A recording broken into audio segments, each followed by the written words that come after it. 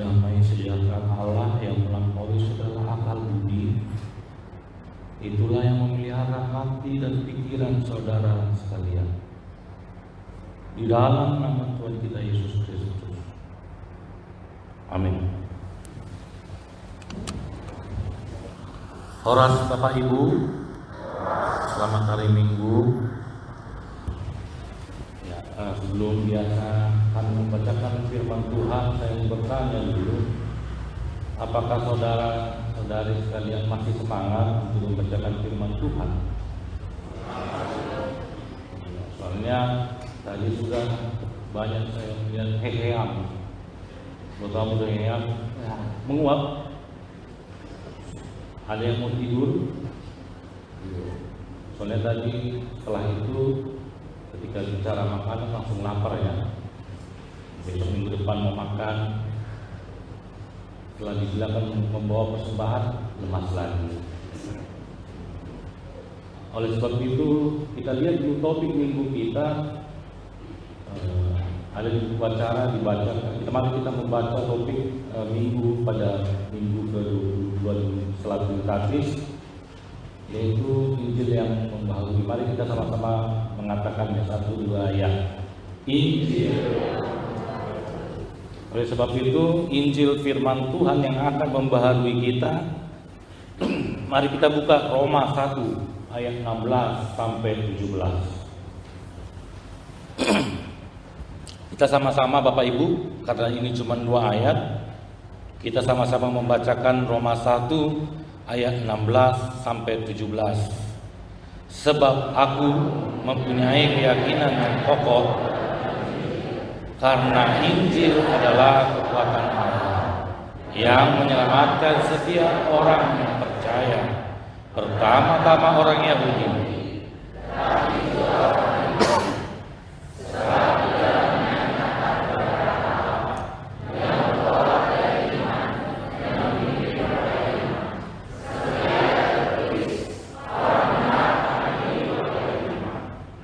Demikian firman Tuhan. Bapak Ibu yang dikasihi Tuhan kita Yesus Kristus, minggu ini kita memasuki minggu reformasi Martin Luther. Dan minggu reformasi Martin Luther dipengaruhi juga oleh teks yang barusan kita baca tadi. Ketika Martin Luther berusaha untuk memperoleh kebenaran di hadapan Allah melalui perbuatan baik, maka dia jatuh kepada berinvestasi kepada Allah dengan perbuatan baik, menabung perbuatan baik. Tetapi teks ini membuat Martin Luther akhirnya menyadari bahwa kebenaran akan firman Tuhan merupakan anugerah bagi orang yang berdosa, yang beriman kepada Yesus Kristus. Sehingga kita mengenal 3 sola yang terkenal.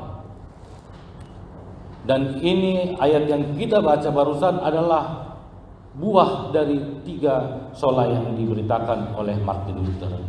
Sola Scriptura hanya firman Tuhan yang menyelamatkan manusia. Dan sola fide hanya oleh kepercayaan kita yang menyelamatkan.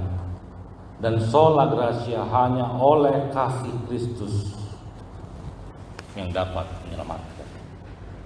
Bapak Ibu dan saudara-saudara yang terkasih di dalam nama Tuhan kita Yesus Kristus, ayat 16 ini dimulai dengan kata sambung sebab. Kita harus memahami dengan ayat sebelumnya, ayat 14 dan ayat 15, dan kita melihat ayat 16 ini dan ayat 16, 14, 15, 16, 14 tadi. Kalau dalam teks asli dikatakan bahwa sebab aku tidak malu terhadap Injil. Ketika kita melihat dalam Alkitab kita dikatakan sebab aku mempunyai keyakinan yang kokoh dalam Injil.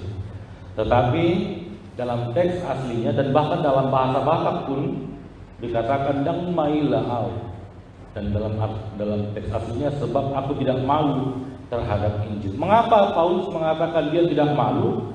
Tadi saya katakan ayat 14, 15, 16 ini bahwa Rasul Paulus tidak malu memberitakan firman Tuhan kepada orang-orang terpelajar. Kita tahu kota Roma adalah kota pelajar, kota orang-orang pintar, filsuf. Oleh sebab itu ayat 14, 15, 16 ini ingin mengatakan bahwa Rasul Paulus tidak malu untuk memberitakan firman Tuhan. Mengapa dia tidak malu memberitakan firman Tuhan? Kita harus tahu, sekedar informasi Bapak Ibu, bahwa pada zaman itu berita mengenai salib adalah hal yang bodoh. Orang yang mati di kayu salib adalah pemberontak.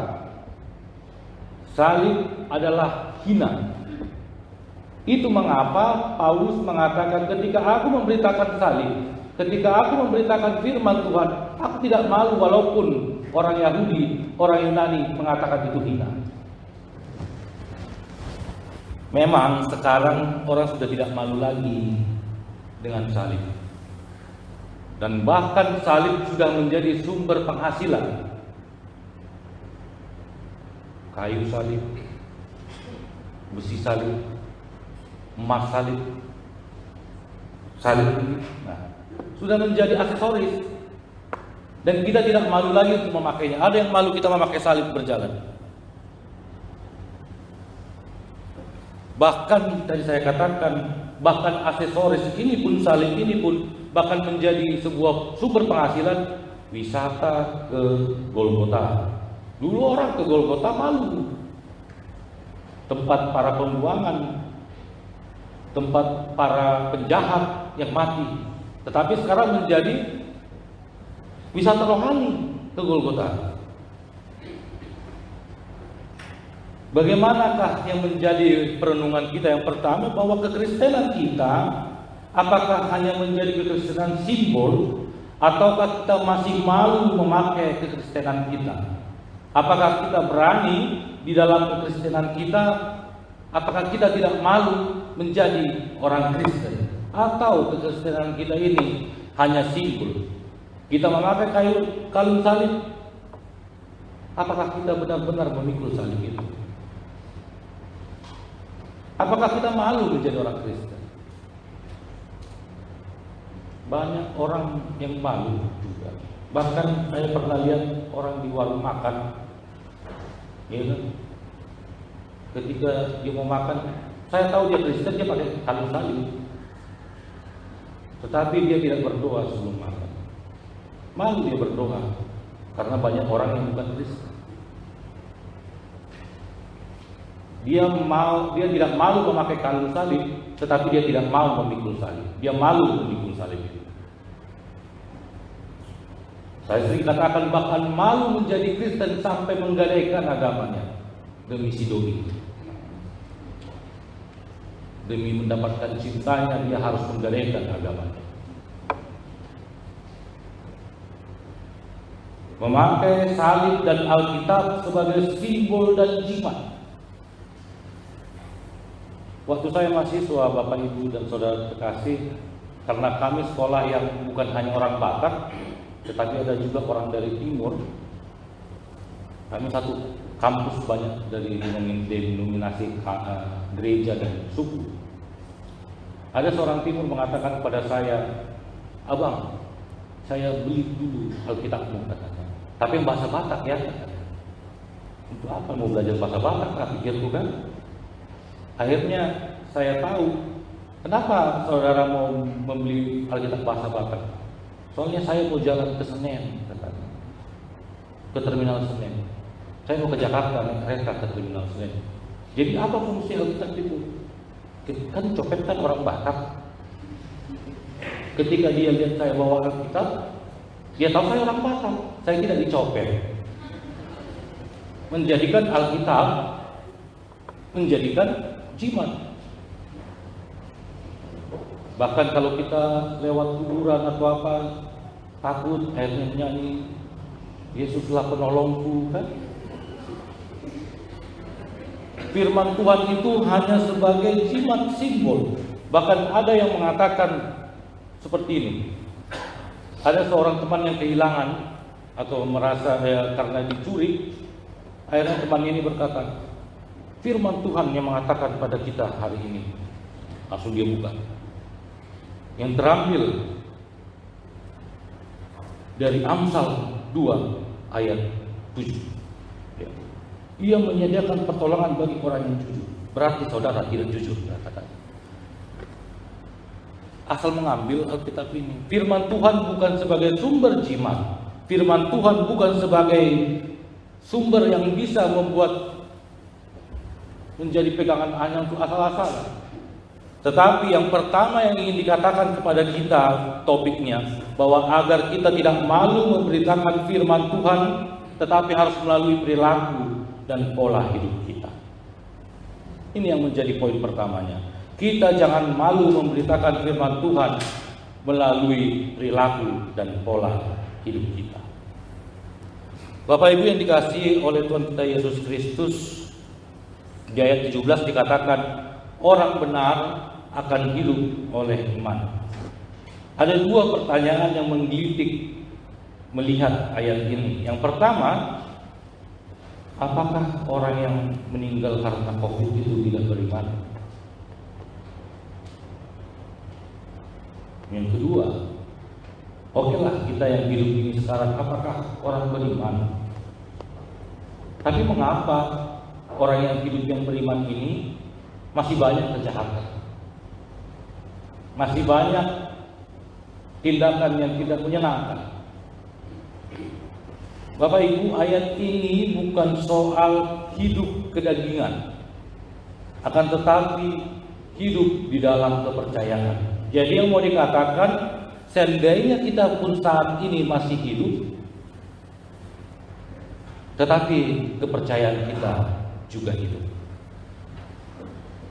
Dan seandainya nanti Bapak Ibu dan Saudara terkasih juga akhirnya mati secara kedagingan, tetapi jangan mati secara kepercayaan, tetapi hidup di dalam kepercayaan. Oleh sebab itu, ketika firman Tuhan yang menghidupi orang menjadi hidup baru, memberikan hidup kepada semua yang hidup, agar hidupnya menjadi hidup dan hidupnya berarti.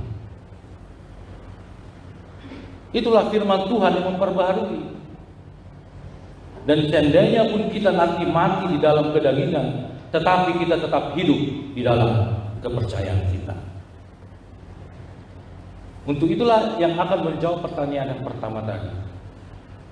Nah, pertanyaan yang kedua, bagaimana kita yang orang yang hidup ini? Mengapa kita masih banyak kejahatan, masih banyak pergumulan? Apakah firman Tuhan tidak mampu memperbaharui setiap orang?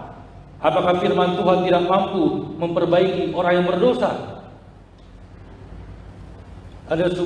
Menjawab ini ada sebuah ilustrasi pendeta dengan temannya Toke Sabun, juragan sabun. Akhirnya karena berteman pendeta ini dengan juragan sabun ini berkata kepada pendeta, Pak Pendeta, khotbah itu tidak berarti. Mengapa Bapak bisa mengatakan seperti itu? Kata pendeta. Iya, coba lihat jemaat. Tapi bukan sek-sek sawah yang bukan ini ya, di tempat yang lain. Masih banyak mencuri, masih banyak melakukan dosa, masih banyak yang berzina. Percuma dong Bapak Pendeta Marjanita berkhotbah, toh masih banyak yang berdosa. Akhirnya pusing Bapak Pendetanya ini. Tiba-tiba dia melihat banyak di seberang anak-anak bermain lumpur. Akhirnya pendeta ini mengatakan kepada Toke Sabun ini, juragan sabun ini, Bapak juragan sabun, ternyata sabunmu nggak ada artinya. Loh, kenapa? Yaitu masih banyak orang yang kotor. Sabunku ini semua paling bagus, kata juragan sabun. Mau yang batang, mau yang colek, dicolek-colek, semua jenis sabun yang harus ada. Tapi bukan berarti karena dia tidak datang, dia tidak mempergunakan sabunnya, akhirnya mereka menjadi kotor. Firman Tuhan ada, keselamatan juga ada disediakan. Tetapi apakah kita mempergunakan keselamatan itu? Apakah kita mempergunakan firman Tuhan itu untuk memperbaharui diri kita? Atau kita tetap hidup di dalam dosa itu? Tiap hari Minggu kita mendengar khotbah. Itulah menjadi poin kedua. Firman Tuhan memberikan kehidupan dan perubahan bagi orang yang mempercayainya. Itulah mengapa dikatakan minggu reformasi, minggu perubahan, supaya kekristenan kita bukan kekristenan yang begitu-begitu aja. Setiap hari kita mendengar firman Tuhan, setiap hari, setiap minggu kita datang ke gereja. Apakah hanya soal formalitas? Apakah kita mempergunakan firman itu untuk memperbarui diri kita? Firman Tuhan akan memberikan perubahan dan kehidupan bagi orang yang mempercayainya, supaya kekristenan kita bukan itu saja. Orang yang mendengarkan firman Tuhan akan diperbaharui kekristenannya menjadi lebih baik. Itulah mengapa ketika kita mendengarkan epistel selalu dibilang, berbahagialah orang yang mendengarkan firman Tuhan dan dia harus mengamalkan, dia harus menjalankan, dia harus menghidupi firman Tuhan itu agar bisa hidup di dalam kehidupannya, agar hidupnya menjadi hidup yang berarti. Selama dia tidak mempercayai firman Tuhan itu, maka firman Tuhan itu akan menjadi asal mamangulu, asal hidup. Dan yang terakhir, nggak mulai ceria lebih terakhir. Yang terakhir yang menjadi inti dari firman Tuhan pada hari ini, reformasi dan perubahan menjadi Kristen yang berkualitas. Dan ini merupakan benang merah kepada epistel kita, bahwa ketika kita diingatkan oleh Raja Hizkia, dia memulai reformasi dalam dirinya, dalam keluarganya, dan dalam kerajaan.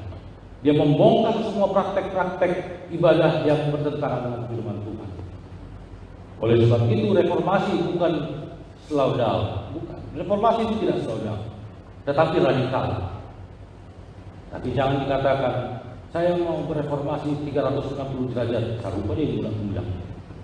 Tetapi reformasi 180 derajat, bahwa ketika kita mereformasi diri kita, maka hidup kita bukan lagi kekristenan yang seperti orang yang umur 4 tahun. Saya yakin Bapak Ibu dan saudara sekalian sudah ada lebih dari 10 tahun menjadi Kristen. Tetapi mari kita merenung, apakah kekristenan kita sama ketika kita umur 5 tahun dengan sekarang ini? Malah sosongoni namanya kekristenan kita, Romar Minggu, mengalian pelean tahun.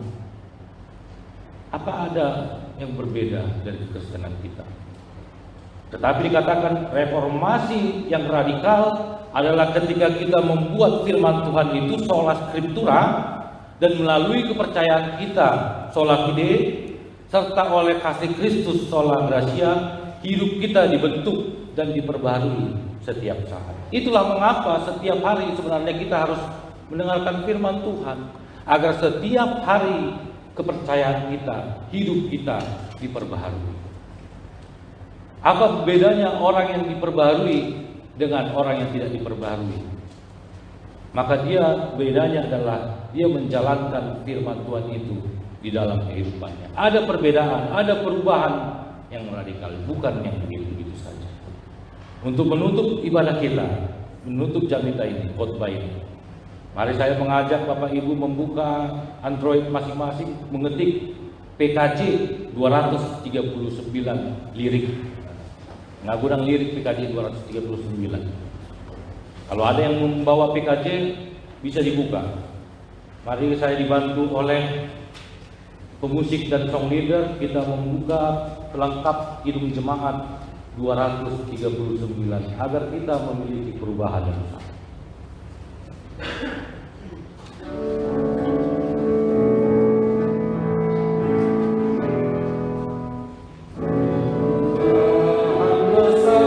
Di kehidupan